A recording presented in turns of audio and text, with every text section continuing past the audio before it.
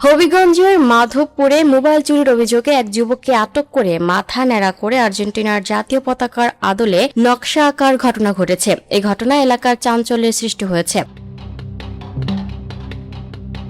শনিবার ৬ জুন এই ঘটনার ছবি ও ভিডিও সামাজিক যোগাযোগ মাধ্যমে ছড়িয়ে পড়লে ব্যাপক আলোচনা সমালোচনার জন্ম দেয়। স্থানীয় সূত্রে জানা গেছে, সম্প্রতি উপজেলার বাঘাছড়া ইউনিয়নের কালীগঞ্জ বাজারে এক ব্যবসায়ীর মোবাইল ফোন চুরির অভিযোগ ওঠে। এই ঘটনায় সন্দেহভাজন হিসেবে এক যুবককে আটক করেন স্থানীয়রা। পরে তাকে প্রকাশ্যে এনে মাথার চুল কেটে ন্যাড়া করা হয়। শুধু তাই নয়, তার মাথায় আর্জেন্টিনার জাতীয় পতাকার আদলে বিশেষ নকশাও আঁকা হয়। ঘটনার সময় সেখানে বিপুল সংখ্যক উৎসুক জনতা ভিড় করেন। পরে এই ঘটনার ছবি ও ভিডিও সামাজিক যোগাযোগ মাধ্যমে ছড়িয়ে পড়লে ব্যাপক আলোচনা সমালোচনার জন্ম দেয়। স্থানীয়দের একাংশ ঘটনাটিকে ব্যতিক্রমী শাস্তি হিসেবে উল্লেখ করলেও অন্যরা এটিকে আইন নিজের হাতে তুলে নেওয়ার প্রবণতা হিসেবে আখ্যায়িত করেছেন। এ ব্যাপারে মাধবপুর থানার ভারপ্রাপ্ত কর্মকর্তা সোহেল রানা জানান, এটি একটি অমানবিক ঘটনা ঘটেছে। কেউ অপরাধ করলে তাকে পুলিশের কাছে সোপর্দ করতে হবে। আইন নিজের হাতে তুলে নেওয়া ঠিক নয়।